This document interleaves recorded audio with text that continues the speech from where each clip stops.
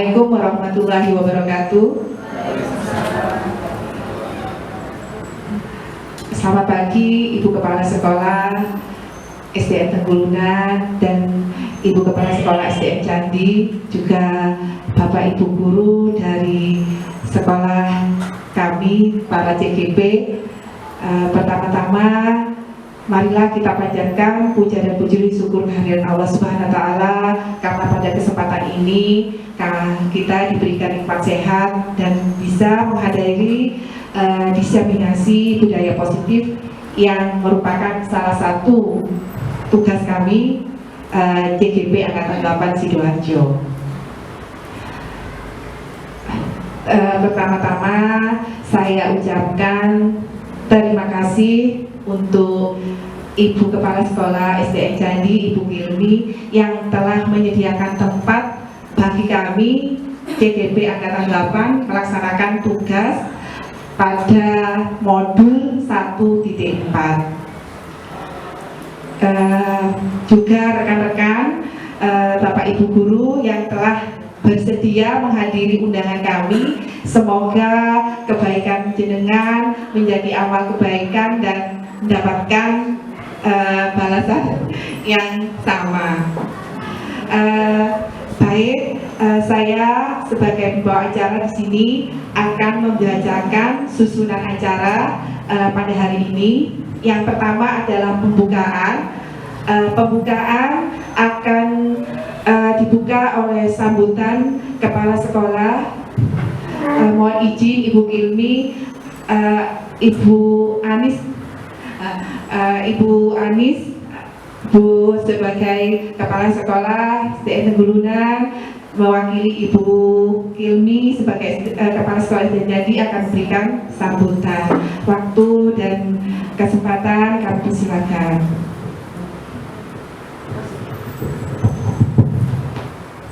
Bismillahirrahmanirrahim. Assalamualaikum warahmatullahi wabarakatuh. Kok gak semangat ya? Mungkin karena salam saya kurang semangat ya. Assalamualaikum warahmatullahi wabarakatuh. Waalaikumsalam warahmatullahi wabarakatuh. Alhamdulillahirabbil alamin, wassalatu wassalamu ala asrofil anbiya wal mursalin sayyidina wa maulana Muhammadin wa ala alihi wa sahbihi ajmain, amma ba'du. Yang terhormat Bu Hilmi selaku Kepala SDN Candi sekaligus SDN Kelurahan, yang saya banggakan Bapak Ibu masih calon ya, calon guru penggerak Angkatan 8 dan undangan sekalian yang berbahagia. Syukur alhamdulillah siang hari ini panjenengan bisa rawuh di sini dalam rangka untuk mengevaluasi dan memberikan refleksi tentang diseminasi yang nanti akan disampaikan oleh teman-teman kita dari guru CGP. Semoga rahmat Allah terlimpahkan pada kita semuanya. Semoga kegiatan ini berjalan dengan lancar ya. Kemudian yang perlu saya sampaikan bahwa untuk CGP Angkatan 8 ini sudah mulai melaksanakan kegiatan sudah hampir 2 bulan ya, dan itu dilakukan secara luring karena sekarang kita sudah tidak pandemi.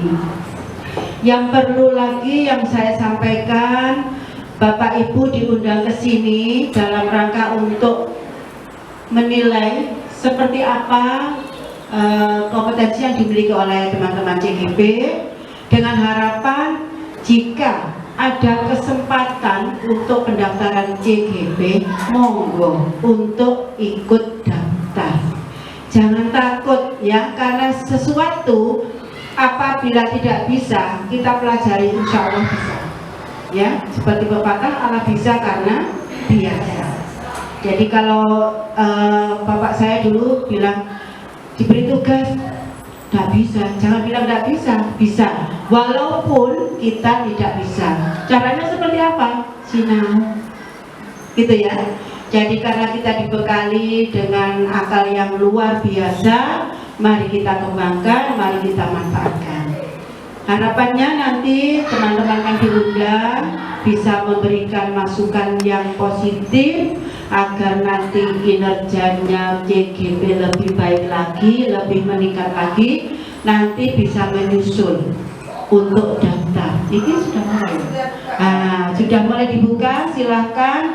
Kesempatan itu tidak akan datang 2 kali. Jadi panjenengan untuk ikut itu dalam rangka juga memperbaiki masa depan, karena masa depan itu di tangan kita, ya. Seperti apa nanti akan tertulis itu dari upaya kita, selain juga harus tetap berdoa. Itu ya. Harapan saya semoga kegiatan destinasi ini berjalan dengan lancar, dan saya ingin nanti dari semua yang diundang memberikan masukan-masukan yang sangat berarti buat CGP agar semakin baik dan program-programnya juga bisa terlaksana dengan baik. Gitu ya.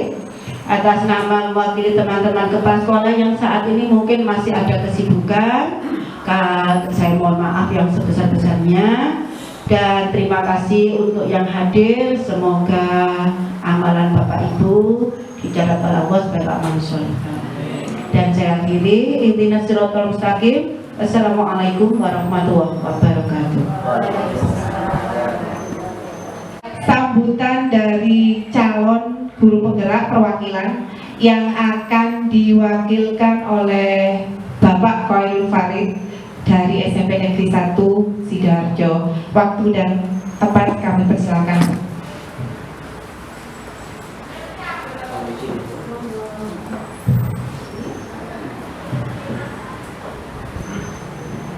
Assalamualaikum warahmatullahi wabarakatuh. Yang terhormat Ibu Anis Mufidah selaku Kepala Sekolah SDN Gurulan, dan juga Ibu Hilmi selaku Kepala SDN Candi sekaligus SDN Kelura. Yang kami hormati teman-teman CGP kelas 76 Angkatan 8 Kabupaten Sidoarjo, serta para undangan sekalian yang senantiasa dirahmati Allah Subhanahu wa Ta'ala.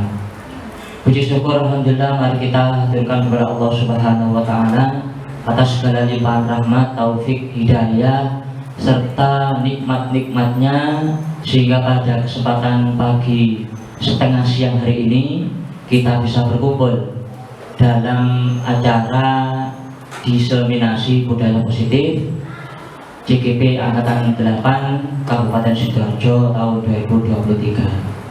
Salawat serta salam tetap tercurahkan kepada junjungan kita Nabi besar Muhammad Sallallahu Alaihi Wasallam. Ibu bapak yang kami hormati, tidak banyak yang ingin saya sampaikan. Pada intinya, yang pertama, kami atas nama perwakilan CGP kelas 76 Angkatan 8 Kabupaten Sidoarjo ngaturaken sembah nuwun sanget datang Ibu, baik Ibu Anis maupun Ibu Hilmi, yang telah memberikan kami kesempatan untuk belajar, memberikan ruang dan tempat untuk kami berinteraksi, serta mendiseminasikan modul 1.4 budaya positif, yang mana itu merupakan salah satu tugas yang menjadi pasrah kami dalam mengikuti pendidikan guru penggerak Angkatan 8 Kabupaten Sidoarjo. Oleh karena itu, besar harapan kami, mudah-mudahan kami yang mengikuti pendidikan sudah berjalan hampir 2 bulan, insya Allah sampai nanti di panen karya insya Allah tanggal 25 November, Desember insya Allah pengumuman. Besar harapan kami semua, khususnya seluruh CGP Angkatan 8 Kabupaten Sidoarjo bisa lulus 100%. Mohon doa dan restu dari panjenengan semuanya. Ya, yang berikutnya, kami mohon maaf apabila ada hal-hal yang sekiranya kami dari para CGP ada kekurangan dalam menjamu panjenengan, baik itu hidangan, tempat, ataupun yang sekiranya kurang berkenan di hati panjenengan semua. Kami mewakili para CGP yang akan presentasi siang hari ini, mohon maaf yang sebesar-besarnya.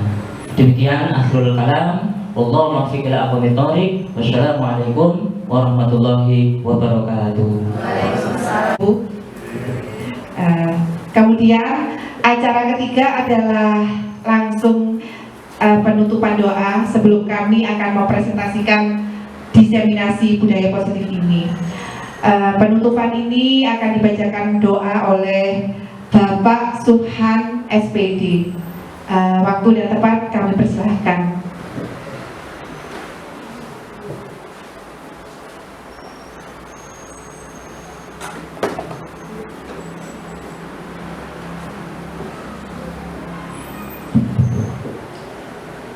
Assalamualaikum warahmatullahi wabarakatuh.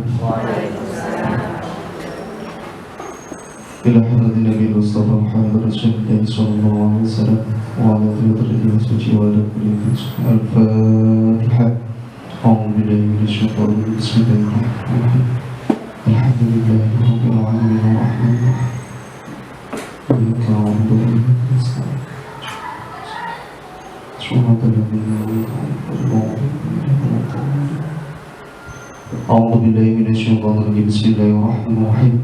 اللهم صل على سيدنا محمد وعلى آل سيدنا محمد. الحمد لله رب العالمين حمدا شاكرين حمدا ناعمين حمدا يعافي نعمه ويكافي مزيدا. يا ربنا لك الحمد كما ينبغي لجلالك الكريم وجهك وعظيم سلطانك.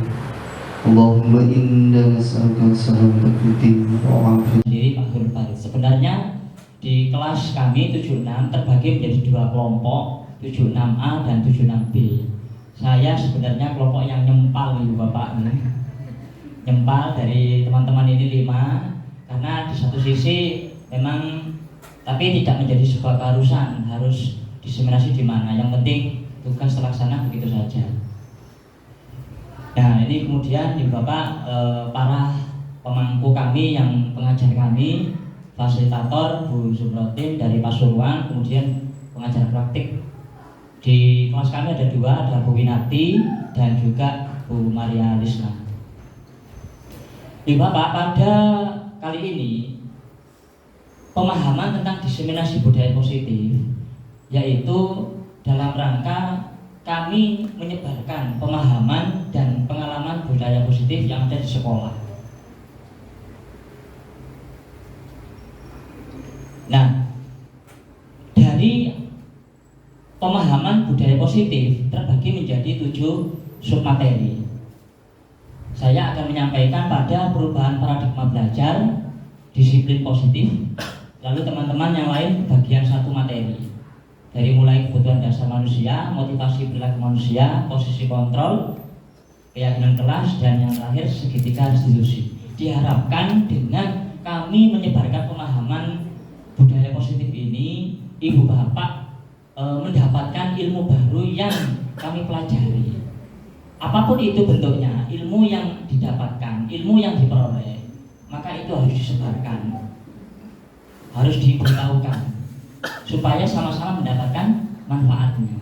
Bukan hanya untuk kami, tapi juga untuk Ibu Bapak semuanya, sebagai tambahan pengetahuan baru di dalam rangka memajukan pendidikan di Indonesia secara umum seperti itu. Okay?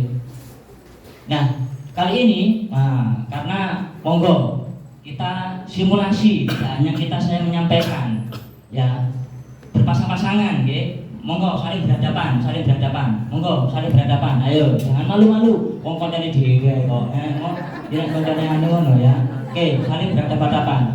Nah, apa yang kita lakukan, monggo, yang di sebelah kiri saya, ya ngepalkan tangan, ayo coba Ibu Bapak.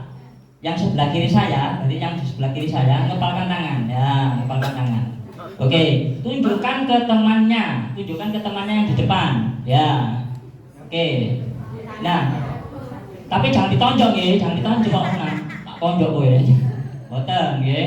Nah, bayangkan Ibu Bapak, jenengan yang di sebelah kiri saya ngepal tangan, ini kan megang sesuatu yang amat sangat berharga dalam panjenengan. Nah, kemudian teman Anda niku berusaha, ya apa carane dengan segala daya, upaya, kekuatan, bujuk, motivasi, hadiah dan lain sebagainya, suruh buka tangannya. Kalau panjenengan bisa, yang di sebelah kanan saya bisa membujuk supaya teman ini tadi bisa membuka, maka jenengan berhasil. Monggo dipraktekkan kurang lebih 3 menit. Monggo. Yang sebelah kiri. Oke, ayo. Nah, kira-kira ya. Kira-kira bawa sesuatu ngoten lho. Nah, bawa sesuatu. Ya. Ayo. Monggo, jenengan ngomong sama temannya. Pak, Bu, di tanganku ini ono sesuatu yang berharga. Ya. Sekarang yang di sebelah kanan dengan berbagai upaya daya kekuatan bujuk supaya gelem buka tangannya, supaya mau membuka tangannya. Monggo dipraktekkan, ayo, membuka. Oh, jangan gede barang nih, barang jangan gede, ya. Sekarang bawa kotak dulu, bawa kunci, ya. Nah, bawa kunci, ya. Terus temannya bujuk, monggo dipraktekkan, Bu. Ayo, jangan gelem membuka tangan sampean. Tak duit 1.000 wis. Ini perintah sebagai kepala sekolah.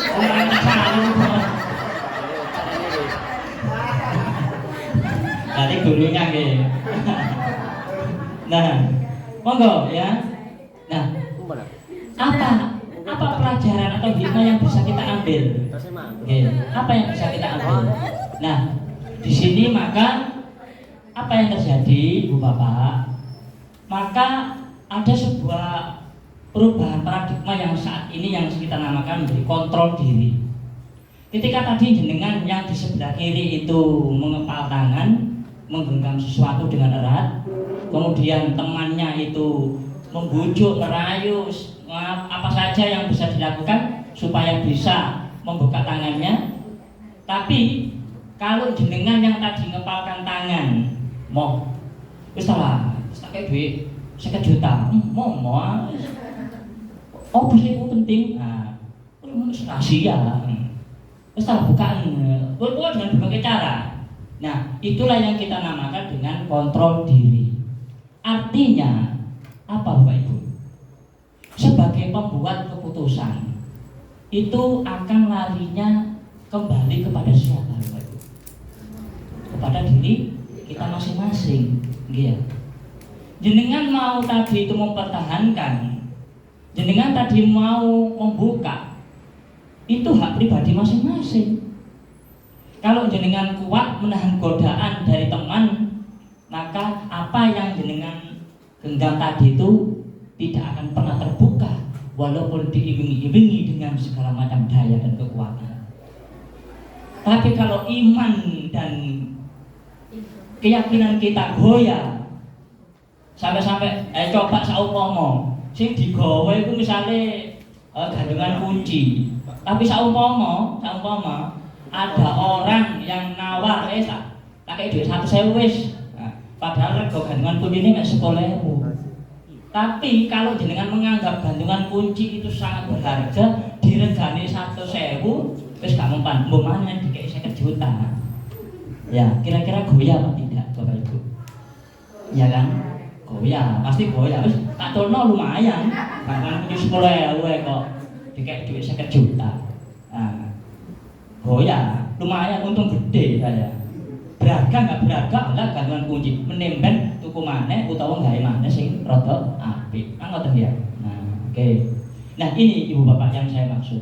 Jadi di sini yang perlu kita garis bawahi adalah siapa sih yang sesungguhnya yang memiliki kontrol itu berarti. Nah, di sini teorinya ada 2 ya Bapak. Yang di sebelah kiri saya stimulus respon. Yang kanan teori kontrol. Misalnya kita mencoba mengubah orang agar berpandangan sama dengan kita. Kita mencoba mengubah orang agar berpandangan sama dengan kita. Contoh sampami, ngapunten Bu Hilmi kali Bu Anis nggih. Bu Anis misalnya dalam suatu kegiatan punya pandangan A, menyampaikan pandangan itu ke Bu Desi.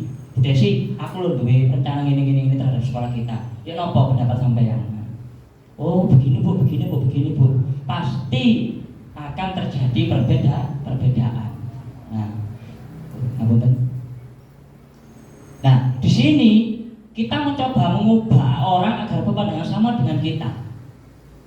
Tapi hasilnya, maka teorinya adalah kita berusaha memahami pandangan orang lain tentang dunia.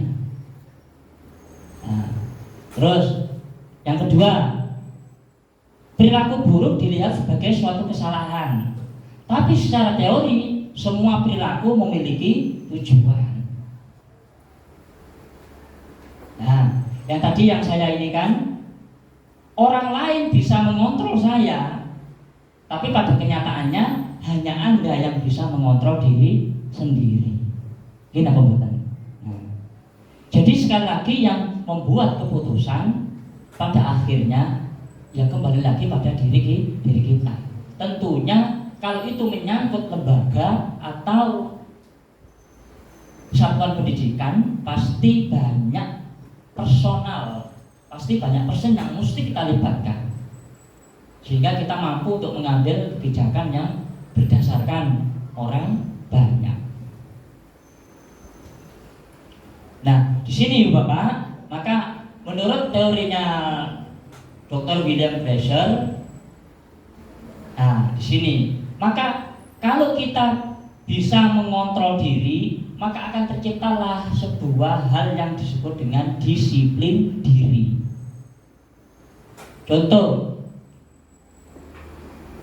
tepat waktu itu merupakan bagian dari nilai kedisiplinan. Apa itu berarti makna disiplin secara umum? Belajar kontrol diri dengan menggali potensi. Sudah disampaikan oleh Bapak Farid, ini giliran saya tentang kebutuhan dasar manusia. Ketika kebutuhan dasar peserta didik kita ini dapat terpenuhi, maka pembelajaran yang ada di kelas ini kemungkinan 100% bisa dilaksanakan dengan baik. Tetapi pada kenyataannya, ketika kita menyampaikan pelajaran di kelas, ada beberapa anak yang menurut kita ini menyimpang dari aturan atau keyakinan yang sudah kita sepakati bersama. Nah, dari perilaku yang menyimpang ini pasti ada alasannya mengapa anak ini melakukan itu. Nah, nanti kita akan bahas bersama-sama. Bapak Ibu yang saya hormati, di sini saya tidak menggurui, kita sharing bersama saja. Jadi sharing bersama-sama saja.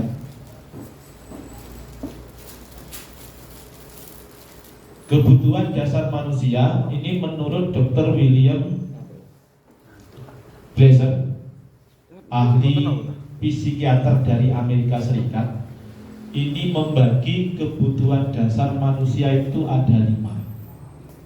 Yang paling utama adalah bertahan hidup. Kemudian rasa sayang dan rasa diterima, kemudian penguasaan, kebebasan, kemudian yang terakhir adalah kesenangan. Dari 5 kebutuhan dasar ini saling mempengaruhi satu sama lainnya.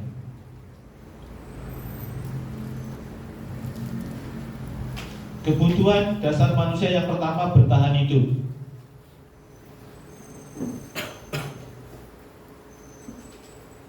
Seorang guru ketika memberikan pengajaran di kelas, ketika kemarin saya mengikuti CGP itu ada kutipan dari Ki Ageng Dewantara. Kalau guru itu diibaratkan sebagai seorang petani. Seorang petani yang merawat tanamannya itu banyak. Diberi pupuk, dikasih air, kemudian disemprot pakai pestisida, kemudian disemprot dari anti jamur. Sama seperti kita sebagai seorang pendidik. Ketika seorang pendidik menyampaikan materi di dalam satu kelas, anak ini pasti berbeda-beda. Ketika petani ini ada satu tanaman yang katakanlah pertumbuhannya kurang bagus, maka bentuk merawatnya ini berbeda dengan tanaman yang lain. Bagaimana si tanaman ini bisa setidaknya itu bisa tumbuh sama dengan yang lain itu bagaimana? Demikian juga dengan guru. Ketika di kelas ada katakanlah beberapa anak yang kurang paham, kurang bisa mengikuti materi yang kita sampaikan, seyogyanya kita juga membantu anak di situ. Tadi sudah disampaikan Pak Farid tentang disiplin. Guru ketika memberikan pembelajaran di kelas ini setidaknya menuntun dan berpihak kepada murid.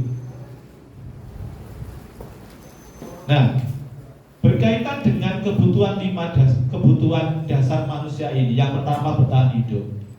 Ketika pembelajaran di kelas ini, si anak ini kebutuhan 5-5-nya ini terpenuhi, insya Allah anak bisa mengikuti pembelajaran dengan baik. Yang pertama apa saja? Bertahan hidup. Bersifat psikologis untuk bertahan hidup, makan dan minum.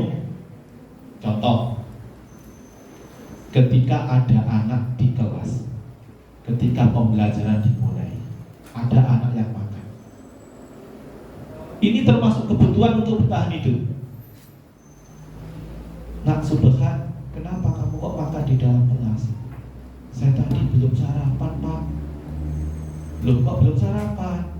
Saya tadi bangunnya kesiangan. Kalau saya sarapan, nanti saya pasti telat sampai di sekolah. Oh iya, bagus. Memang makan itu kebutuhan yang harus dipenuhi. Ya, jadi kita itu tidak boleh langsung menjaktis, langsung menyalahkan anak. Gitu. Kemudian kebutuhan biologis ini juga termasuk bertahan hidup. Ini kebutuhan reproduksi. Kemudian kebutuhan bersifat psikologis, kebutuhan rasa aman. Ketika anak yang ada di dalam kelas, dia merasa aman, nyaman, dia pasti akan senang untuk belajar. Tapi kalau dia di dalam kelas sudah takut, gurunya masuk sudah, katakanlah kumisnya sudah dipeleter, ini nggak bisa mengikuti pelajaran. Ini pernah saya alami ketika saya kecil, masih terbayang-bayang sampai sekarang. Trauma saya. Jadi orangnya sih nggak besar, kecil seperti Pak Farid, kecil, tapi nggak pernah senyum. Kumisnya panjang, kalau marah itu penggarisnya kayu itu sampai patah. Itu yang membuat saya trauma sampai sekarang. Kemudian kebutuhan dasar manusia berikutnya adalah rasa kasih sayang dan diterima. Anak dengan karakteristik yang berbeda-beda ini pasti pengen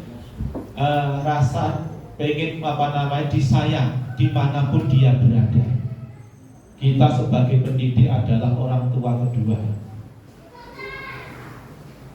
Tapi bentuk rasa sayang kita ini ya seyogyanya ini sebagai guru, jangan melebihi. Kebutuhan untuk disayang dan diterima. Ketika anak datang ke sekolah, kita sambut dengan senyuman, kita tidak ada beban, anak-anak juga tidak ada beban di rumah, pasti belajarnya dengan senang, enjoy, nggak tertekan. Tapi kalau besok awas ya, kalau tidak ngecapek lagi, tak wares nih bawah tiang bendera. Masuk tadi malam belum sempat mengerjakan PR sudah takut anak. Waduh, ketempat habis dihukum ini. Ketika anak tidak mengerjakan PR, pasti ditanya, kenapa anak tidak mengerjakan PR? Tadi malam itu bapak dan ibu bertengkar, saya takut. Kita harus bisa memaklumi, karena setiap anak beda.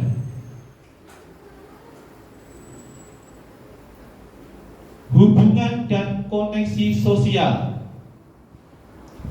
Anak ini bisa diterima di komunitasnya. Makanya kita sebagai pendidik jangan lelah menyampaikan anak kita dalam bersekolah ini satu keluarga. Kita harus saling menghargai, menghormati.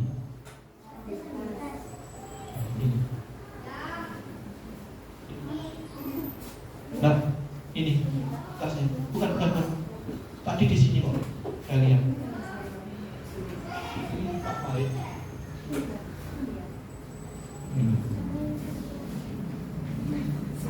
Saya lanjut. Kemudian merasa menjadi bagian suatu kelompok. Sama. Ketika kita berada di satu kelompok, jangan dikucilkan. Ayo coba nomor 1, subhan dikerjakan. Besok lagi subhan dikerjakan. Besok lagi subhan lagi.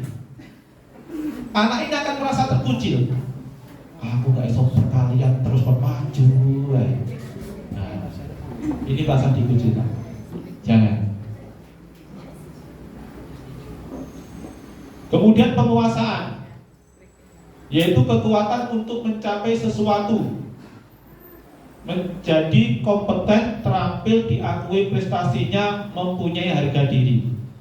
Ketika dalam kelas kita memberikan kuis, kemudian anak angkat tangan, Pak saya bisa. Oh iya silakan maju depan.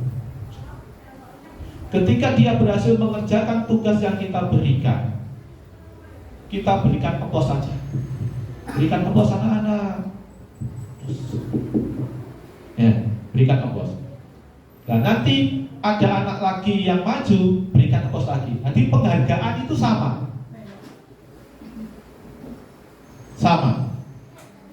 Walaupun dia salah mengerjakan, tapi berikanlah dia motivasi. Salah ini, nggak begini caranya, jangan. Kemudian kesenangan, kebutuhan untuk mencari kesenangan bermain dan tertawa. Pembelajaran tidak harus di dalam kelas Bapak Ibu. Di luar kelas pun kita bisa gunakan untuk belajar. Contohnya tentang pembelajaran yang sederhana saja, tentang hewan gitu aja. Kebetulan di tetangga sekolah itu ada yang punya kambing, kita ajak ke sini. Kambing, apa saja yang bisa dimanfaatkan dari kambing, mulai dari bulunya, dagingnya, kemudian susunya, kemudian kulitnya bisa digunakan, dimanfaatkan, termasuk urinnya juga bisa dimanfaatkan. Kita sampaikan di situ cara pengolahannya bagaimana. Nanti anak itu tahu. Awal-awal dulu ketika ngajar di sini itu anak biar kambing, lihat Pak di mana, di gambar Pak, di film, di televisi. Bermain, ada game, ice breaking, bisa kita sisipkan untuk pembelajaran supaya anak ini senang. Dan satu lagi, ketika anak itu belajar senang dengan gurunya, dia belajarnya akan semangat. Tapi kalau sudah lihat guru wis nggak seneng, males wis. Ini kesenangan. Tertawa. Ketika guru kadang juga membuat siswanya bisa tertawa.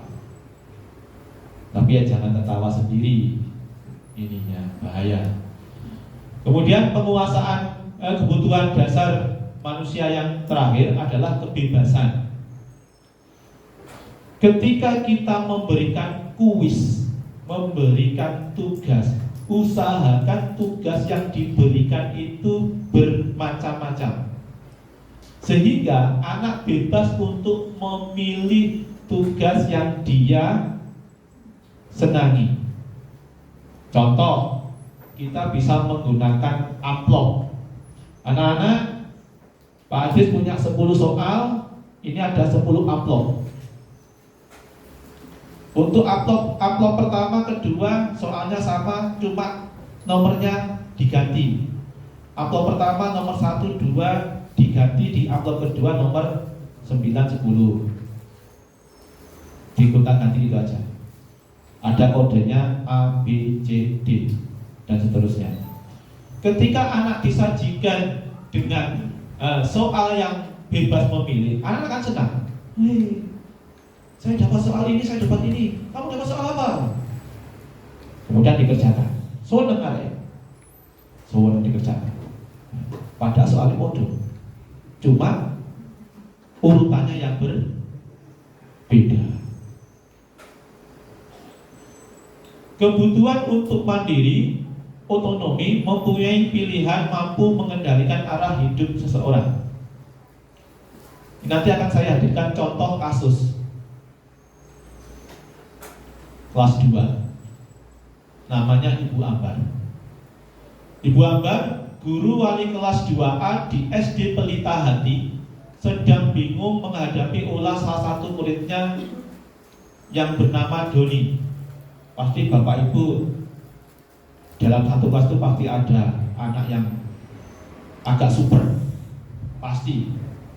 Beberapa anak di kelas 2A telah datang padanya dan mengeluhkan Doni yang seringkali meminta bekal makan siang mereka dengan paksa. Jika Anda menghadapi situasi seperti itu, seperti Ibu Ambar, apa yang akan Anda lakukan? Menurut Anda, kira-kira apa alasan Doni melakukan hal itu? Nanti langkah pertama kita tanya ke Doni. Nah, kenapa kamu melakukan hal itu?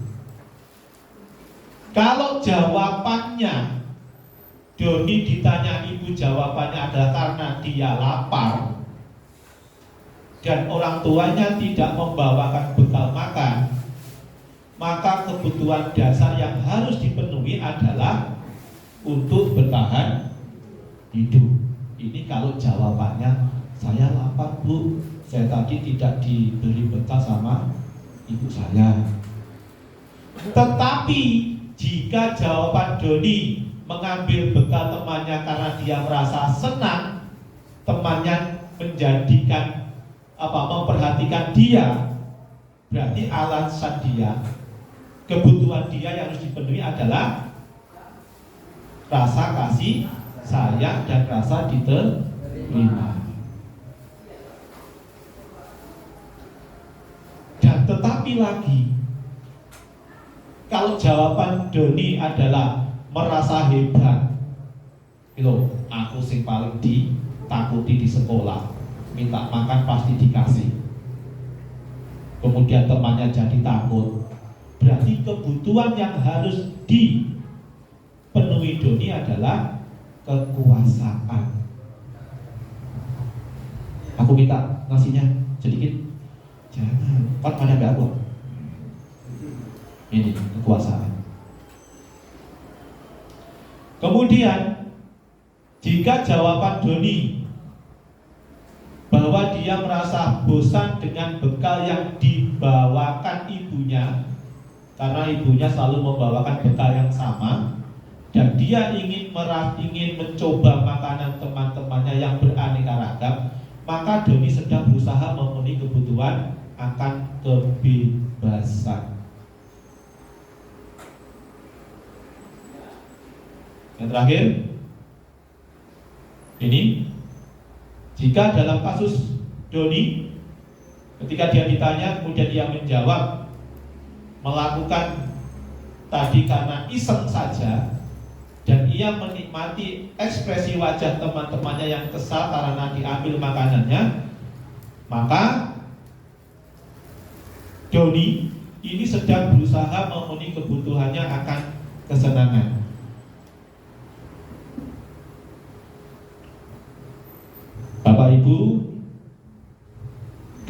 5 dasar sudah saya sampaikan. Barangkali ada yang mau ditanyakan, saya persilahkan. Nanti yang kita sampaikan tadi ada 7 item tadi, nanti saling berkaitan satu sama yang lain. Barangkali ada yang mau ditanyakan? Kalau tidak ada, lanjut ke materi berikutnya yang akan disampaikan oleh Bu Istiqarah dari SDN Kelurahan. Dari saya cukup sekian, ada kurang dan lebihnya saya mohon maaf yang sebesar-besarnya. Akhirul kalam, assalamualaikum warahmatullahi wabarakatuh. Jadi tidak muncul dari dirinya sendiri. Mereka melakukan tidak terlambat karena takut dihukum. Memakai seragam supaya juga tidak dihukum, atau mungkin mereka malu kalau memakai kaos kaki yang tidak sama dengan teman-temannya, gitu. Kemudian motivasi yang berikutnya adalah motivasi internal, berupa dorongan yang bersumber dari diri seseorang untuk melakukan sebuah tindakan. Nah, inilah motivasi internal inilah yang kita harapkan bisa tumbuh dari murid-murid kita. Kita berusaha untuk memenuhi kebutuhan mereka dengan memberikan rasa aman, memberikan rasa nyaman, sehingga mereka dengan kesadaran dirinya untuk memenuhi apa yang sudah ditetapkan atau yang sudah kita sepakati di sekolah. Nah, kemudian teori motivasi yang diutarakan oleh Gleiser ada 2 macam, yaitu motivasi eksternal dan motivasi internal. Motivasi eksternal kebanyakan seperti yang kita lakukan tadi, yaitu untuk menghindari ketidaknyamanan atau hukuman yang akan terjadi apabila saya tidak melakukannya, seperti kena tilang, terus kemudian seperti tidak dihukum oleh bapak ibu gurunya. Nah, itu termasuk motivasi eksternal. Kemudian motivasi internal untuk mendapatkan imbalan. Yang kedua, motivasi eksternal tidak hanya mendapatkan hukuman saja. Kadang-kadang murid kita itu belajar atau mengerjakan sesuatu karena iming-iming dari kita. Nanti yang bisa menyelesaikan mendapatkan nilai 100, saya beri hadiah ballpoint 1. Nah, berlombalah mereka untuk mengerjakan. Nah, terus kemudian yang mengerjakan pertama kali dan betul, nah, mendapatkan permen dari Bu Guru, Pak Guru. Nah, mereka akan berlomba-lomba. Ketika mereka menyelesaikan, ada yang sudah menyelesaikan betul semua, nilainya 100. Selisih 5 menit saja, kira-kira yang dapat hadiah yang mana? Kalau penjenengan tadi motivasinya adalah yang mengerjakan selesai terlebih dahulu dan betul semua akan mendapatkan permen. Nah, berarti mereka akan berusaha untuk menjadi yang nomor 1. Ketika mereka menjadi nomor 2, apa yang terjadi? Padahal sudah berusaha keras, jawabannya juga sudah betul. Kira-kira apa yang terjadi? Iya, akan timbul rasa kecewa pada anak-anak kita. Nah, jadi kadang-kadang imbalan atau hadiah yang kita berikan itu tidak bisa atau bersifat menghukum bagi mereka yang sudah melaksanakan dengan maksimal, tetapi tetap tidak mendapatkan hadiah, akan menimbulkan rasa kecewa, dan rasa kecewa ini mereka anggap sebagai hukuman. Kemudian yang motivasi yang paling baik adalah motivasi internal. Nah, inilah yang sebagai tujuan kita, tujuan disiplin positif, yaitu untuk menghargai diri sendiri. Nah, tujuannya adalah untuk menghargai diri sendiri. Bagaimana caranya supaya mereka timbul motivasi internal? Nah, bagaimana caranya? Dengan cara pembiasaan, kemudian contoh-contoh dari kita. Nah, membuat mereka merasa nyaman, tidak tertekan dalam belajar. Nah, itu adalah motivasi internal. Tujuan disiplin positif, saya akan menjadi orang yang seperti apabila saya melakukannya. Nah, saya akan menjadi sukses apabila saya akan melakukannya, menanamkan nilai-nilai kebajikan dan menggali mereka untuk melaksanakannya secara sadar dan tanpa ada paksaan. Konsep disiplin dengan identitas gagal.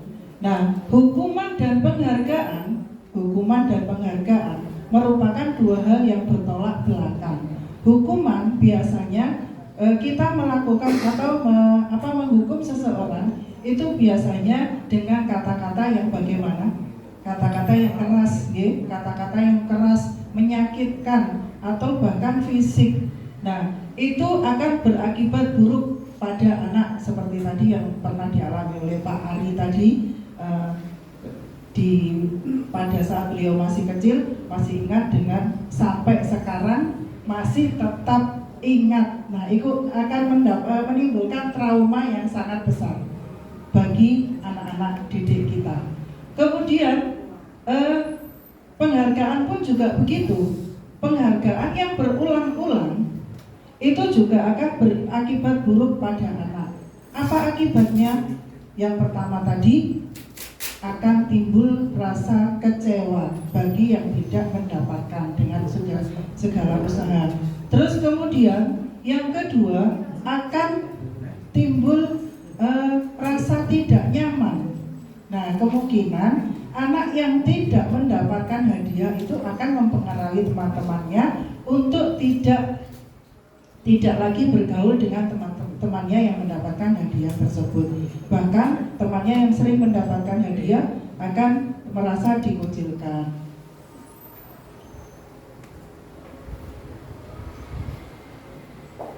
Untuk itu kita harus berhati-hati dalam memberikan hukuman maupun penghargaan. Jadi dalam memberikan hukuman atau penghargaan itu hukuman sudah tidak tepat lagi untuk dilakukan pada anak didik kita. Nah, yang lebih baik adalah kita harus menggali, kita harus berusaha untuk menanyakan kebutuhan atau mengetahui kebutuhan dasar yang diperlukan oleh anak-anak kita. Mengapa mereka kok melakukan seperti itu? Kalau sudah tahu apa kebutuhan dasarnya, maka kita tidak lagi akan menghukum, tapi akan menimbulkan motivasi-motivasi pada anak tersebut. Misalnya seperti tadi yang diungkapkan oleh Pak Hadis, terlambat. Terlambat. Kita gali dulu, kenapa kok terlambat? Nah, mungkin karena sepedanya bocor banyak. Nah, kalau mereka mengutarakan seperti itu, maka kita juga harus memakluminya, begitu. Kemudian tugas kita sebagai guru adalah untuk menuntun murid-murid kita agar timbul dorongan dari dalam diri mereka untuk menerapkan disiplin positif. Jadi tidak lagi dengan cara menghukum, tapi menumbuhkan motivasi-motivasi untuk mereka agar mereka dengan sadar, dengan tanpa terpaksa, dengan rasa yang nyaman menerapkan disiplin positif yang sudah kita sepakati bersama. Kemudian ketika motivasi internal itu untuk menerapkan positif sudah tertanam pada diri murid kita, saat itulah murid kita menjadi insan yang merdeka. Insan yang merdeka ini artinya apa? Mereka melakukan atau menerapkan disiplin-disiplin tersebut tanpa adanya paksaan atau tanpa adanya tekanan. Nah, Ki Hajar Dewantara mengatakan bahwa merdeka itu artinya tidak hanya terlepas dari perintah.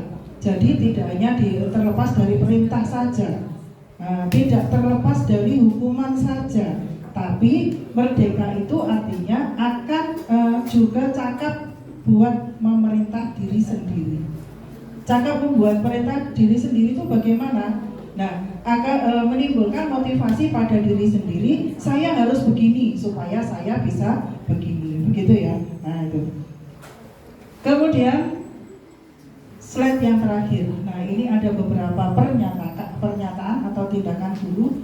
Nah ini menurut panjenengan untuk yang tindakan guru yang pertama, mencatat 100 kali dalam buku kalimat. Saya tidak akan terlambat tidak akan terlambat lagi karena terlambat ke sekolah. Nah, ini yang ditulis, saya tidak akan terlambat lagi.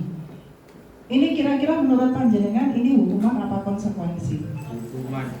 Hukuman apa konsekuensi?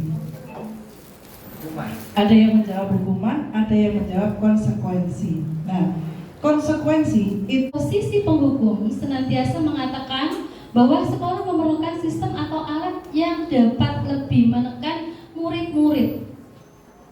Contohnya seperti berkata, patuhi aturan saya, terlambat lagi. Nah, kadang-kadang seperti itu, seringkali anak-anak ya, kita sampaikan tidak secara sadar seperti itu. Nah, bagaimana perasaan murid bila guru berbicara seperti itu? Pada saat muridnya datang terlambat, nah, kemungkinan biasanya anak-anak itu marah, mendendam, bersifat agresif. Bisa jadi sesudah kembali duduk, murid tersebut akan mencoret-coret bagunya. Dia melampiaskan ketika aku dikatain sama guruku seperti itu. Kadang seperti itu tidak sadar ya. Lebih buruknya lagi, sepulang sekolah mungkin melihat motor atau mobil bapak ibu guru yang tadi mengatakan seperti itu, dia akan memgoreskan sesuatu, melampiaskan kekesalannya dia kepada sepeda tersebut. Begitu. Selanjutnya, sebagai pembuat rasa bersalah. Pada posisi ini, biasanya guru akan bersuara lebih lembut.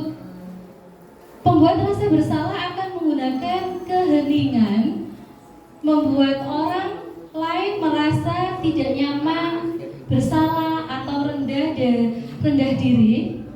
Lalu kata-kata yang biasanya keluar dengan lembut itu seperti, ibu sangat kecewa nak dengan apa yang sampai lakukan. Adik, kamu ini bagaimana ya? Kamu sudah berjanji dengan ibu tidak akan terlambat lagi. Tapi kenapa kamu mengecewakan ibu? Ibu benar-benar kecewa. Nah, kadang-kadang kita itu seperti itu tidak sadar bahwa seperti itu adalah guru sebagai pembuat rasa bersalah. Nah, bagaimana perasaan murid bila ditegur seperti dengan cara hal tersebut? Murid akan merasa bersalah telah mengecewakan ibu atau bapak gurunya, dan murid menjadi orang yang gagal dan tidak sanggup membahagiakan orang lain.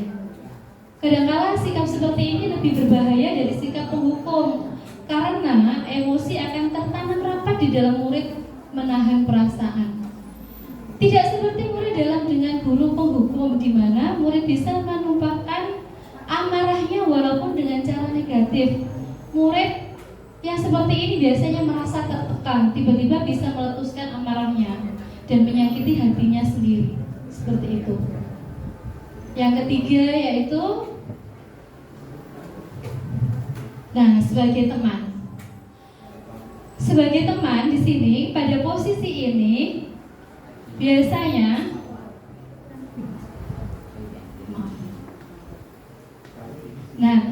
pada posisi sebagai teman ini, guru pada posisi tidak akan menyakiti murid, namun tetap berupaya mengontrol murid melalui persuasi.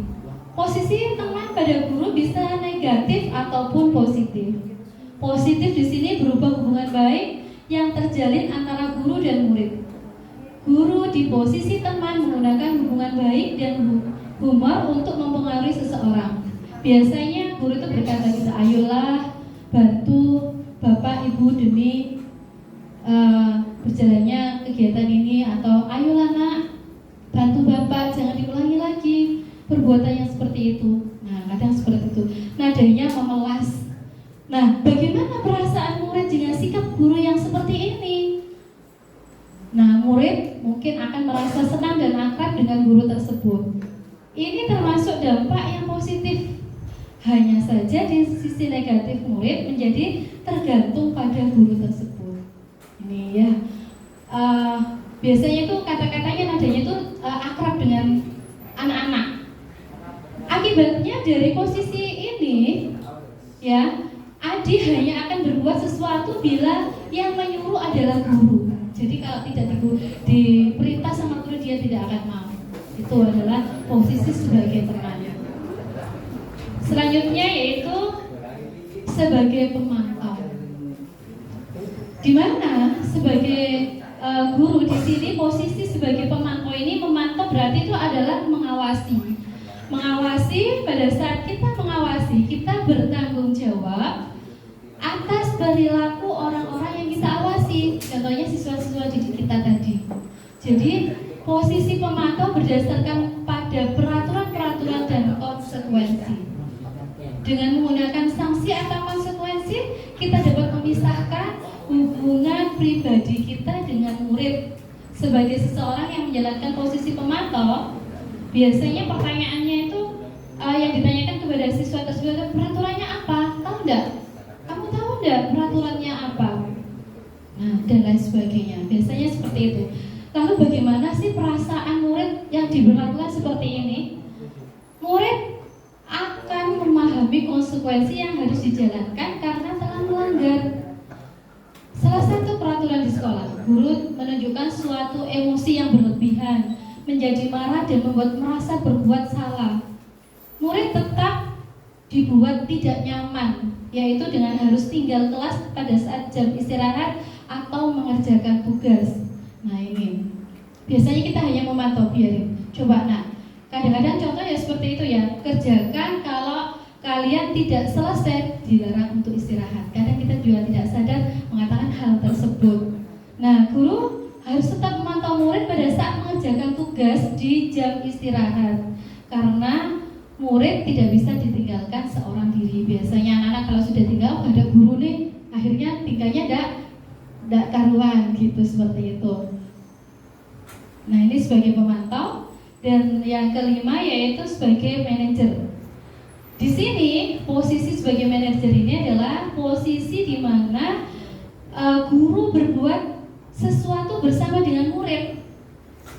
Posisi inilah yang mungkin bisa kita contoh, kita terapkan kepada siswa didik kita.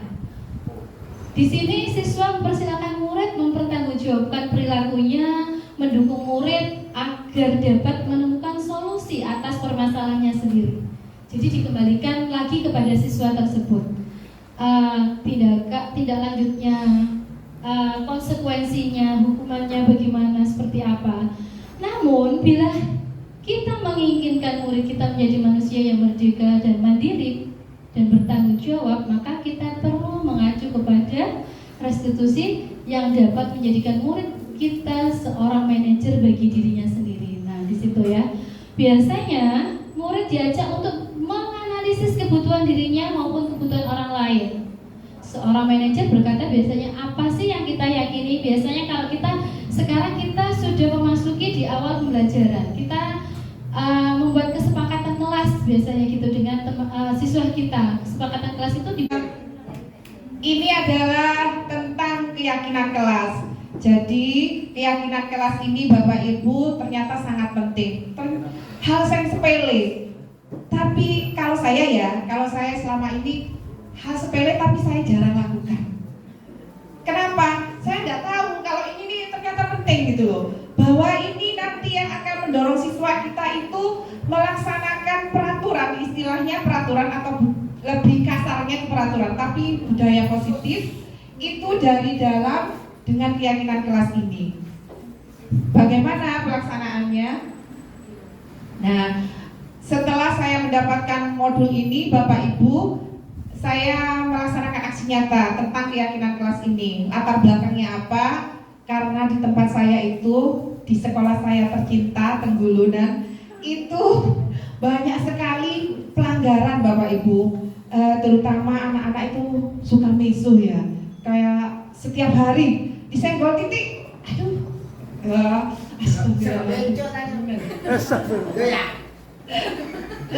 senggol titik sudah, apa Pak keluarnya Pak?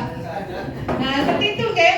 Terus kemudian sering hukuman berulang-ulang, apalagi itu mengolok-olok orang tua. Saya itu dari kecil itu yang saya ingat, saya itu diolok-olok nama orang tua itu marah.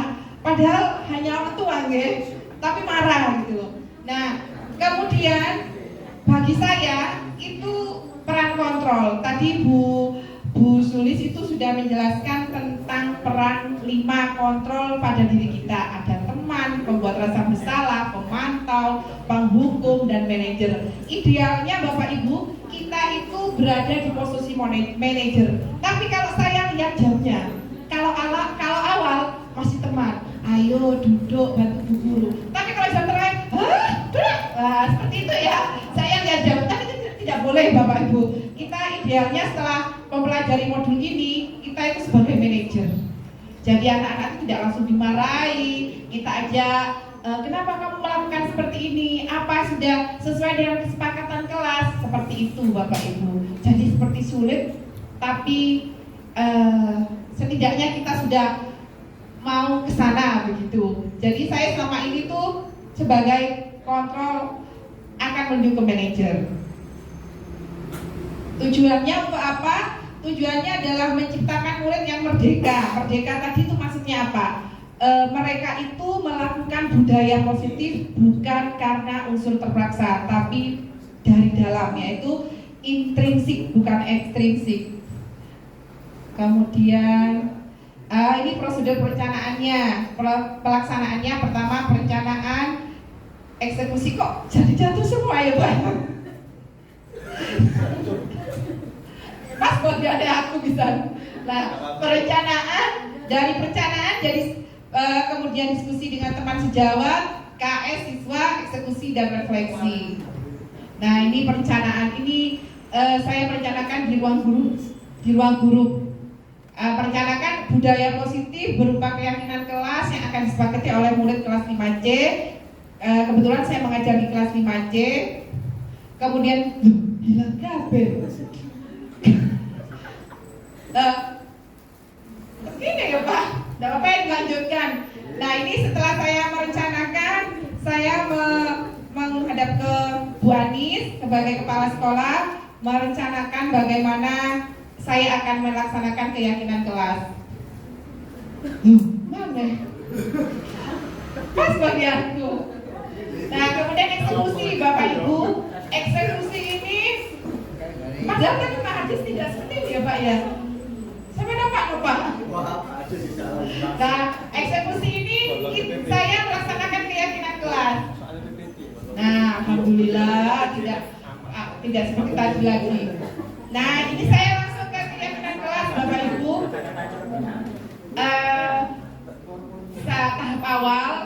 Tahap awal ini mumpung di awal tahun ajaran Bapak, tahun ajaran baru, jadi lebih cocok gitu loh Bapak Ibu.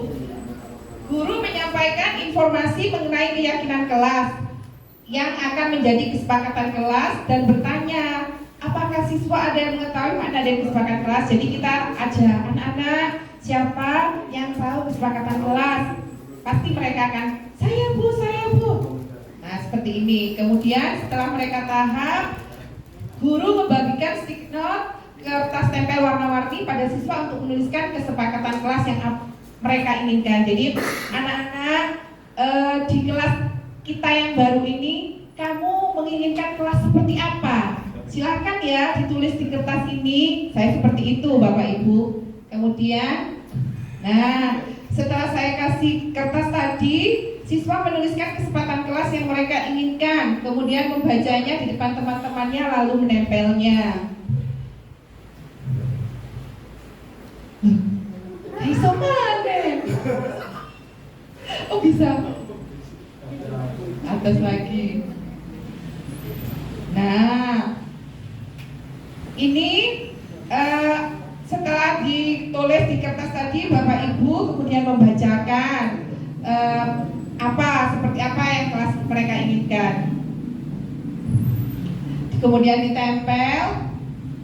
Refleksi ini adalah membuat kesimpulan. Jadi di antara kesepakatan yang banyak tadi, Bapak Ibu itu kan ada kertas-kertas banyak, itu kita ambil. Kan kadang ada yang sama. Nah, misalkan Surya dengan Naomi itu sama, ditulis datang tepat waktu. Oh iya, dalam menulis keyakinan kelas ini Bu, di disarankan tidak menggunakan kata jangan Bapak Ibu. Karena kalau jangan itu seperti kita menyuruh. Misalkan jangan berkata kotor. Nah, kalau jangan berkata kotor itu lebih tepatnya apa Bapak Ibu?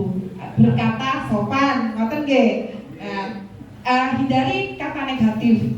Karena menurut psikologi, kalau kita menggunakan kata jangan itu seolah menyuruh, Nah, ini setelah semuanya sepakat, kemudian kita tuliskan.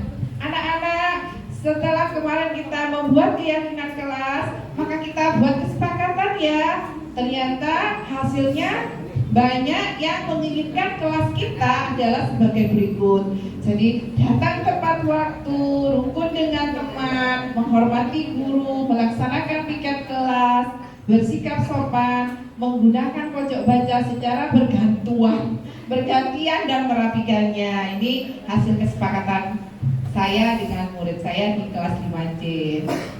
Itu saja Bapak Ibu dari saya. Karena ini waktunya sudah cukup lama dan pasti semuanya ingin segera mengakhiri ya.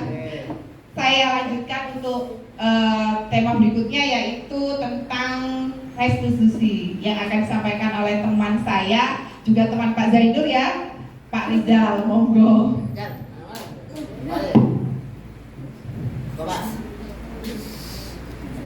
Hingga akhir ini yang intinya itu kita menerapkan budaya positif yang ada di sekolah kita.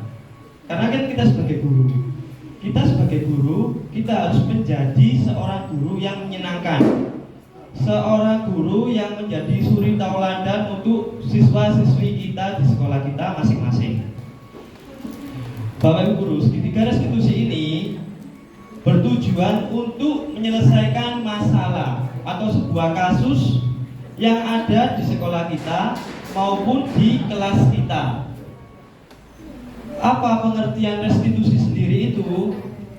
Restitusi adalah proses menciptakan kondisi bagi murid untuk memperbaiki kesalahan mereka, sehingga mereka bisa kembali pada kelompok mereka dengan karakter yang lebih kuat. Kita pasti sering, Bapak Ibu guru, ada murid kita yang misalkan melanggar kesepakatan kelas, melanggar aturan. Nah, mungkin setiap siswa kan kita tahu sendiri, berbeda-beda, bermacam-macam karakter. Terutama di lingkungan sekolah kita itu berbeda-beda. Saya pernah suatu ketika PPL itu di sekolah yang sangat terpencil di Mojokerto, Bapak Ibu. Dari lingkungan sekolah itu kita pasti tahu karakter peserta didik. Masuk sekolah aja tidak pakai sepatu. Banyak juga yang tidak memakai seragam. Kita harus tahu kondisi karakteristik peserta didik kita.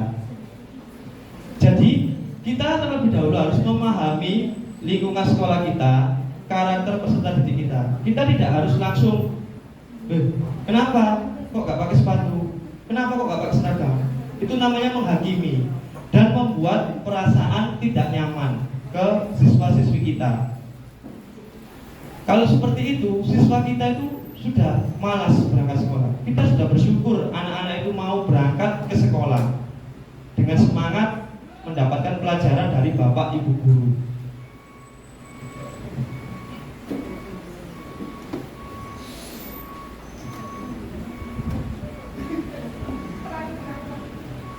Baik Bapak Ibu guru, tujuan restitusi itu yaitu membantu murid menjadi lebih memiliki tujuan, disiplin positif, dan memulihkan dirinya setelah berbuat salah. Jadi siswa itu kita berikan tawaran, bukan paksaan kepada siswa-siswi kita, bukan hukuman, supaya menciptakan suasana yang nyaman ketika berangkat sekolah, ketika berada di kelas. Ini contohnya. Jadi segitiga restitusi itu memiliki beberapa tahap. Yang pertama yaitu menstabilkan identitas. Yang pertama. Sedangkan yang kedua, validasi tindakan yang salah. Yang terakhir, menanyakan keyakinan. Nah, dari sini nanti saya akan jelaskan satu persatu bagaimana langkah memecahkan kasus atau permasalahan menggunakan segitiga restitusi. Yang pertama yaitu menstabilkan identitas. Berdasarkan prinsip membuat kesalahan adalah bagian dari proses pembelajaran. Kita sadar sebagai manusia tidak selalu sempurna, pasti sedikit punya atau pernah membuat kesalahan. Meskipun kita sebagai guru, kita sebagai pendidik, kepala sekolah, pasti pernah membuat suatu kesalahan. Tidak harus manusia itu sempurna. Kemudian menggeser identitas gagal ke identitas sukses. Dari kegagalan atau membuat kesalahan itu kita menciptakan atau membentuk karakter siswa itu supaya tidak malu, menjadi pribadi yang sukses. Berikut contoh-contoh kalimat penerapan dalam menstabilkan identitas. Ketika ada murid kita misalnya datang terlambat, kita sudah pelajaran, tapi siswa kita tiba-tiba datang. Nah, contohnya ini, kita kasih contoh Pak siapa Pak? Pak Subhan. Kita sudah memberi materi, tiba-tiba ada murid kita yang baru datang. Kita nggak harus memarahi di depan teman-teman, itu membuat mental siswa kita itu down. Jadi malu di hadapan siswa, tidak nyaman ketika berada di kelas. Nah, kita harus Pak silakan duduk nanti setelah pelajaran bisa menemui saya. Masuk. Nah, setelah duduk kita lanjutkan pelajaran tanpa kita menghakimi di depan kelas kita. Karena itu membuat mental siswa-siswi kita itu down. Dan ketidaknyamanan itu ketika siswa belajar akan dijauhi temannya, mungkin dikucilkan, ada yang kira telatan, seperti itu gitu. Contohnya seperti ini. Berbuat salah itu tidak apa-apa. Tidak ada manusia yang sempurna. Kamu berhak merasa begitu. Kita tanyai tadi Pak yang terlambat tadi, setelah pelajaran selesai kita tanyai, kenapa kok bisa berbuat salah, kenapa kok bisa melanggar, kenapa kok bisa datang terlambat, seperti itu. Pasti setiap siswa itu mempunyai alasan sendiri. Mungkin semalam itu mengerjakan PR, mungkin semalam itu disuruh ibunya berjualan, membantu ibunya di pasar. Kan kita nggak tahu kondisi siswa-siswi kita ketika berada di rumah. Selanjutnya, yang kedua, validasi tindakan yang salah. Berdasarkan prinsip-prinsip, setiap perilaku berupaya memenuhi suatu kebutuhan tertentu. Guru akan bergeser dari pemikiran stimulus respon menjadi proaktif. Mengenali dan mengakui kebutuhan murid akan memperbaiki hubungan dengan murid. Nah, contoh kata-katanya seperti ini. Kamu pasti punya alasan mengapa melakukan hal itu. Contohnya tadi yang terlambat nih. Kita tanyai kepada siswa kita. Kamu patut bangga pada dirimu sendiri karena kamu telah melindungi sesuatu yang penting buatmu. Jika ini kasusnya beda. Jadi kata-kata itu tergantung kasusnya apa yang siswa kita lakukan, siswi kita lakukan. Kalau contohnya yang terlambat itu tadi, kamu pasti punya alasan mengapa kamu datang terlambat ke sekolah. Kasih penguatan. Untuk yang terakhir, menanyakan keyakinan. Murid akan diberi pertanyaan-pertanyaan bermakna untuk memunculkan motivasi secara intrinsik, mampu mengaitkan keyakinannya dengan tindakan yang salah. Contoh kata-katanya, apa yang kita percaya sebagai kelas atau keluarga. Keyakinan kelas itu yang sudah kita sepakati, yang sudah kita bentuk. Misalnya yang terlambat tadi ya, kira-kira kamu tadi melanggar keyakinan kelas yang seperti apa? Ya Pak, saya datang terlambat, saya melanggar disiplin waktu saya. Setelah tanya seperti itu, kira-kira bagaimana cara memperbaiki? Kita kasih penawaran dulu ke siswa kita. Kira-kira apa yang akan kamu lakukan nak kalau datang terlambat lagi? Seperti itu gitu. Jadi siswa pasti akan menemukan solusinya sendiri. Jadi dari yang dia lakukan, siswa akan memikirkan, mempertanggungjawabkan, menemukan solusi sendiri. Ya Pak, saya akan mengatur atau memanage waktu lebih baik lagi supaya datang ke sekolah itu tidak terlambat. Seperti itu. Apa bayangan kita tentang kelas yang ideal? Kamu mau jadi orang yang seperti apa? Kita tawarkan juga ke siswa kita. Setelah kamu memperbaiki itu, kamu akan jadi seorang anak yang seperti apa? Kita kasih tawaran. Nah, sekarang saya punya contoh kasus, Bapak Ibu. Kasus pertama ini. Nah, ini salah satu siswa saya. Anak ini tidak terima kalau PR-nya atau tugasnya itu dicontek sama temannya. Karena kan anak itu pintar, selalu mengerjakan tugas tepat waktu. Tapi ketika sampai di sekolah, bel belum berbunyi. Biasanya kan anak-anak PR belum selesai mengerjakan kan. Kemudian si Eki ini emosi karena kan pekerjaan rumahnya itu dicontek sama teman-temannya. Karena sudah berusaha sendiri di rumah dengan susah payah sampai sekolahan, temannya itu menyontohnya. Kira-kira Bapak Ibu guru bagaimana cara mengatasi kasus seperti ini dengan menggunakan segitiga restitusi tersebut? Kira-kira bagaimana?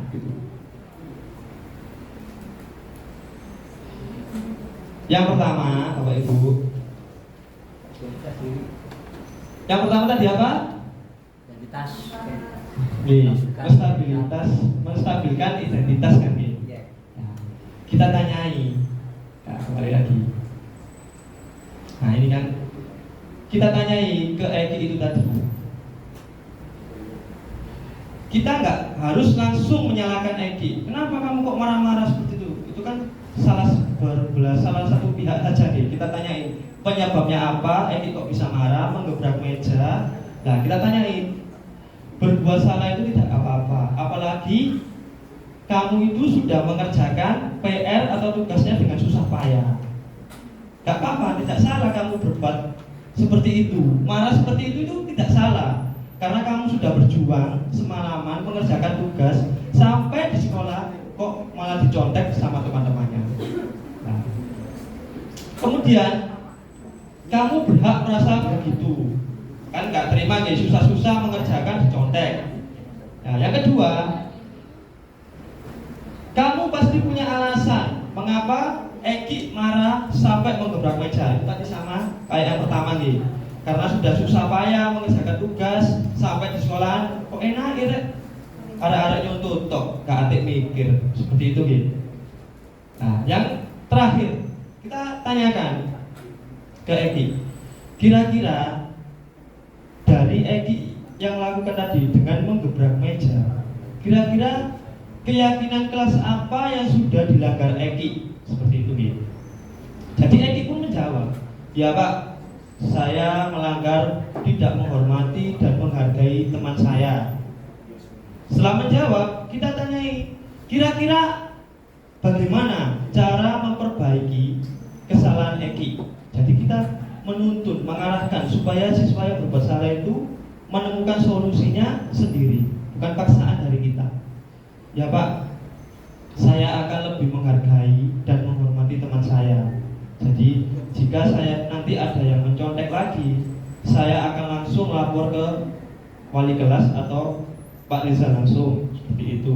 Jadi gak langsung marah, menggebrak meja ataupun menyobek buku temannya yang sudah menyontek. Kadang kan siswa itu emosi gitu. Nah seperti itu.